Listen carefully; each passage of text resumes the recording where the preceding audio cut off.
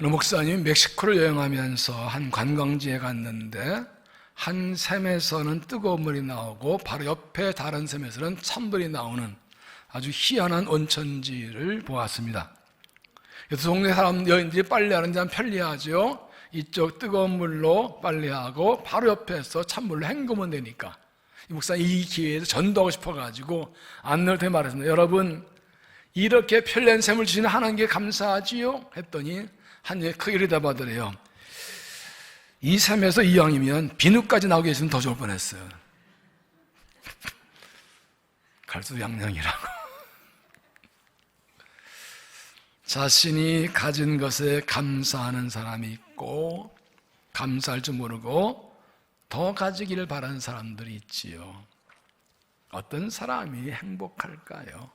여러분은 어떤 사람인가요? 오늘은 맥주감사 주일입니다.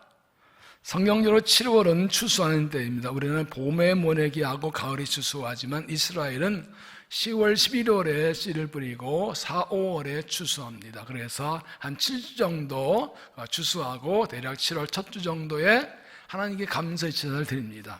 그래서 맥주감사절은 보리 농사를 지은 것을 추수하고 감사하는 절기이고 시기적으로 1년 전반기가 지나기 때문에 하나님께 지난 반년 동안에 은혜 주신 것을 감사하고 후반기에도 은혜 주를 믿고 감사하는 그러한 절기입니다. 여러분, 지난 반년 동안 어떻게 살아오셨나요? 초여름을 맞아서 보리를 추수하듯이 이스라엘 백성이 한 해 농사를 추수하듯이 지난 반년의 삶을 결산한다면 무엇을 얼마나 거두셨습니까? 지난 반년 동안 어떤 은혜를 받았고 하나님께 어떤 감사할 일들이 있습니까? 감사가 무엇입니까? 당연한 것을 당연하다고 여기지 않고 은혜라고 깨닫는 것, 그것이 감사입니다. 일반적인 것을 일면에 생각하지 않고 특별하게 깨닫는 것입니다. 내가 가지고 누리는 것이 당연한 것이 아니라 하나님께서 은혜로 주신 것을 깨닫는 것입니다. 내가 가지고 있는 것이 아무나 주어진 것이 아니라 하나님이 나에게 특별히 주셨다고 깨닫는 것입니다. 당연한 것을 은혜라고 여기고 일반적인 것을 특별하다고 여길 때 하나님께 감사하게 되고 그렇게 하나님께 감사할 때 삶이 풍성하게 되고 하나님께서 그 삶에 감사가 더욱 넘치게 해주시는 것입니다. 오늘 본문 1094편은 하나님께서 고난당할 때 구원해 주시기를 구하는 기도입니다. 하나님께서 자기 백성을 위해 나타내서 원수를 물리쳐주시고 악인들의 벌을 내리시기를 호소합니다. 1절에 여호와여 복수하신 하나님이 복수하신 하나님이여 비빌주어 주소서 세계를 심판하신 주여 일어나사 교만한 자들에게 마땅한 벌을 주소서. 그리고 하나님께서 반드시 하나님께서 구원하시고 의로 심판하실 것을 말합니다. 14절에 여호와께서는 자기 백성을 버리지 아니하시며 자기의 소유를 외면하지 아니하시리로다. 심판이 의로 돌아가리니 마음이 정직한 자가 다 따르리로다. 그리고 이런 고난과 환난과 박해 가운데서 하나님께서 자기 백성을 어떻게 돌보신지를 고백하고 감사하는 것이 오늘 말씀입니다. 고난 중에 있지만 그런 가운데 하나님의 은혜와 사랑을 깨닫고 하나님께 감사하는 것입니다. 오늘 말씀 통해서 우리가 하나님께 받은 건 무엇인지 어떤 은혜를 감사할 것인지를 함께 찾아보겠습니다. 첫째, 내게 도움이 되신 하나님께 감사. 내게 도움이 되신 하나님께 감사.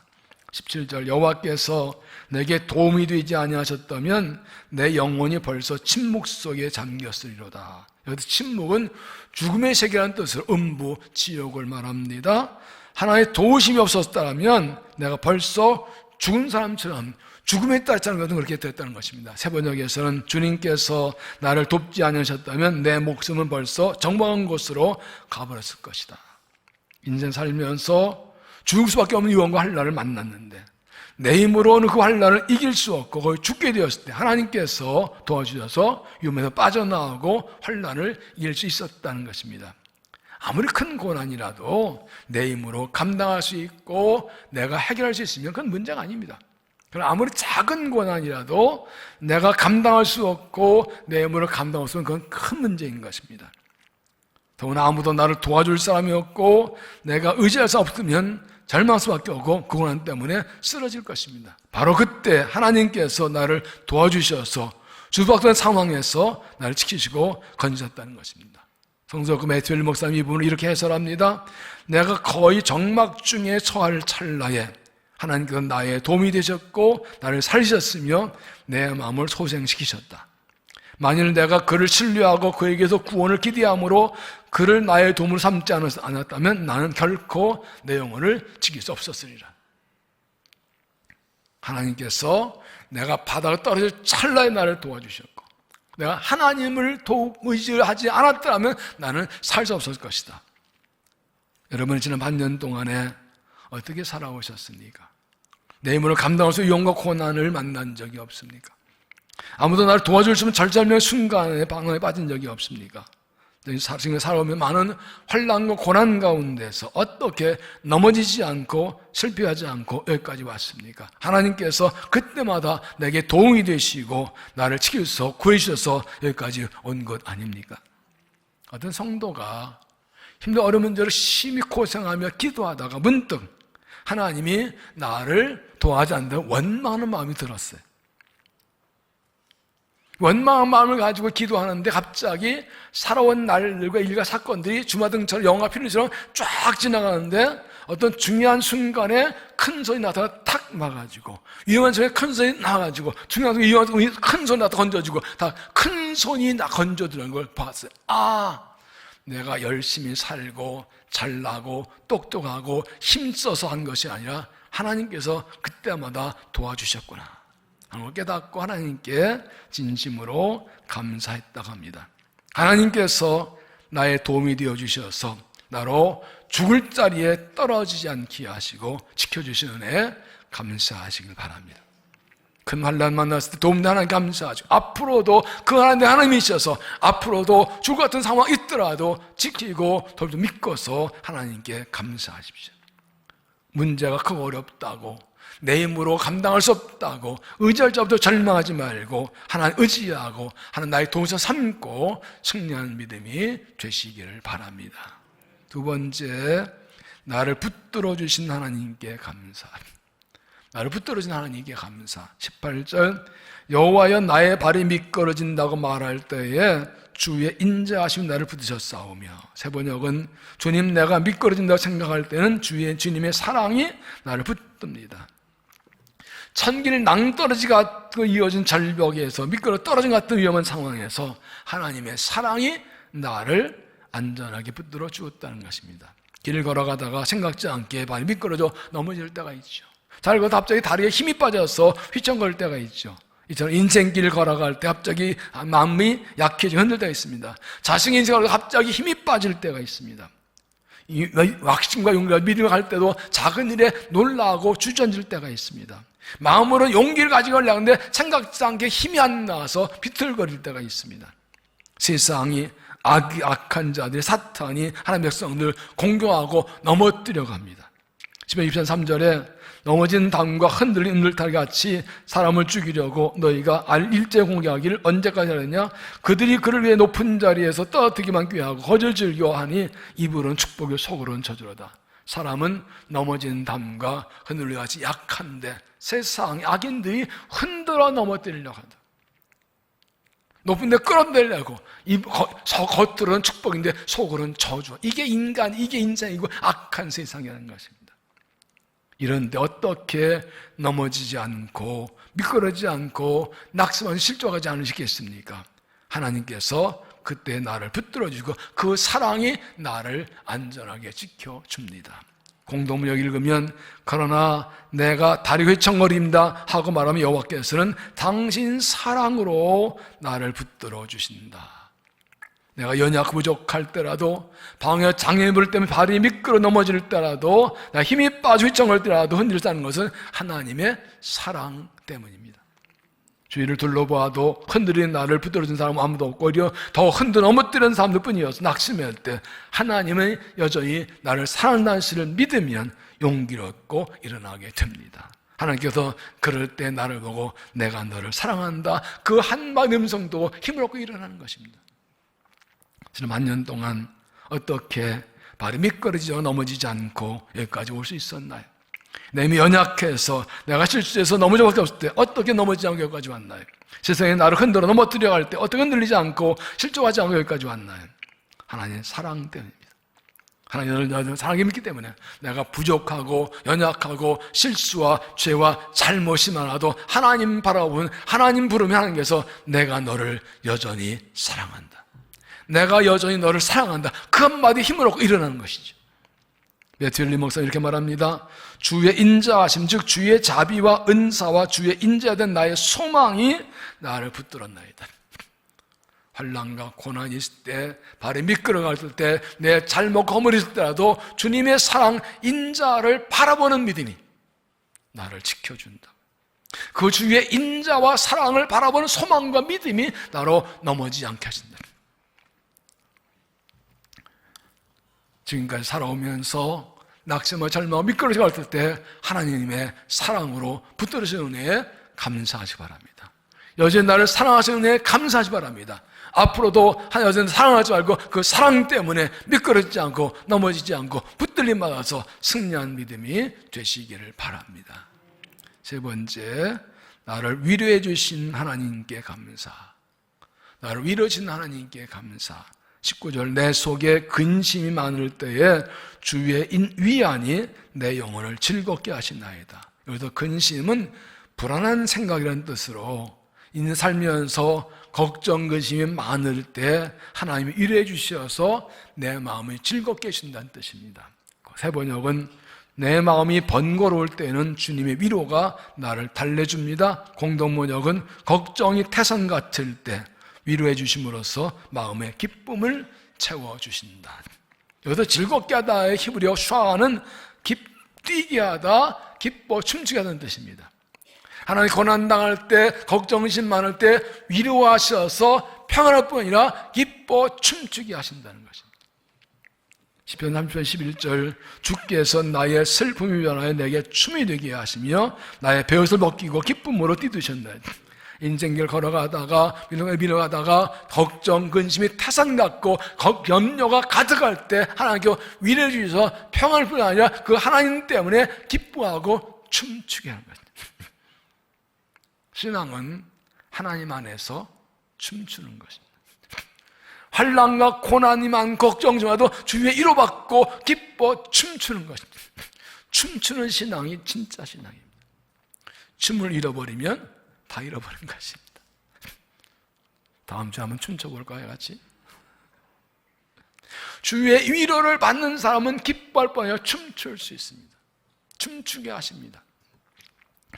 인생 살면서 고난과 역경 때문에 마음이 상하고 그 작은 문제를 때문에 고민에 빠지고 걱정해서 마음이 가장 복잡할 때 무엇으로 마음 위로받고 무엇으로 우리가 즐겁게 뛸 수 있을까요? 걱정이 태산 같을 때 누가 우리를 위로해주고 누가 우리 마음을 즐겁게 할까요? 하나님만이 우리를 위로하시고 하나님 위로만이 우리를 즐겁게 합니다.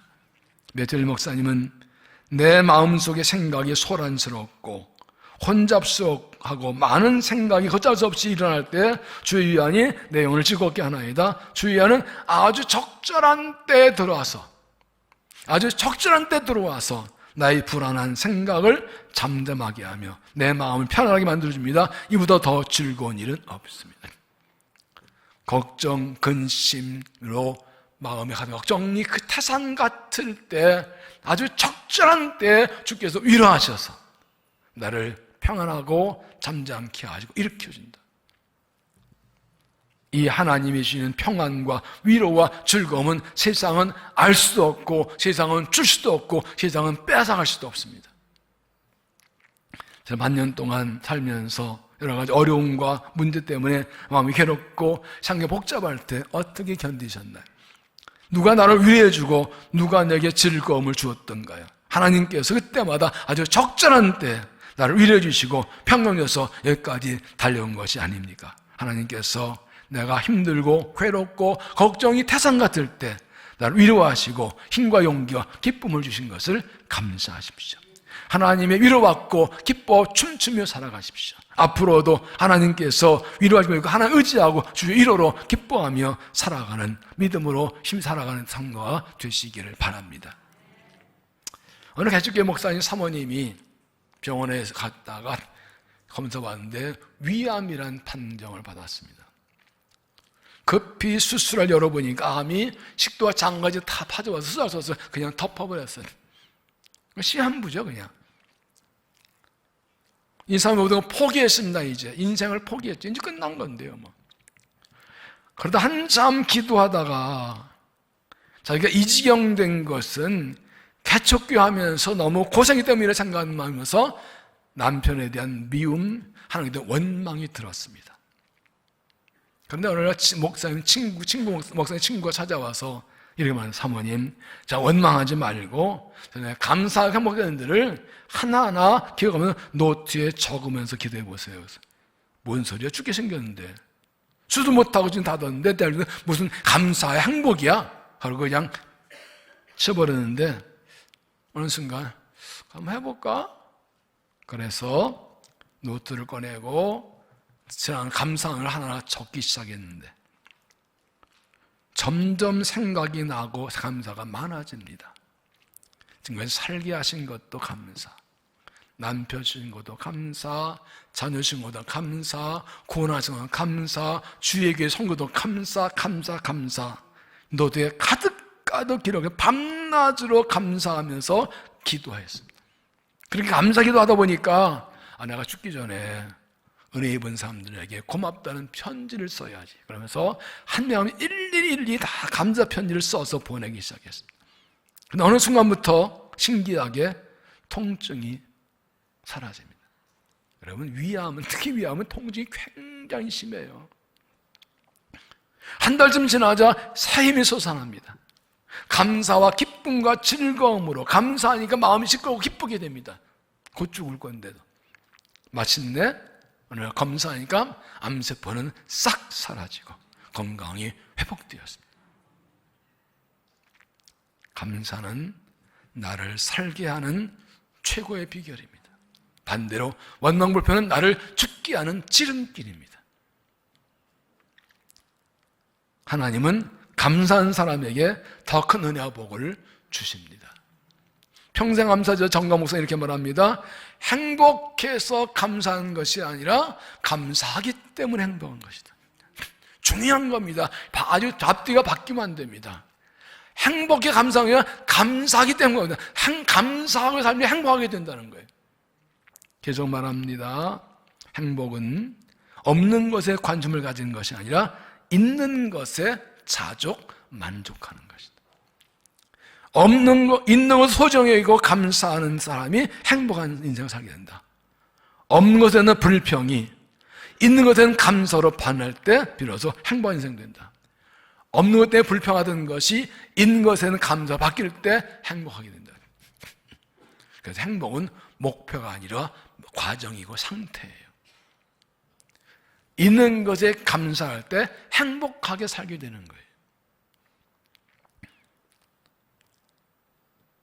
지금 여러분 앞으로 남은 인생 행복을 살기 원하십니까? 그렇다면 지금 없는 것에 불평하지 말고 있는 것에 감사하십시오.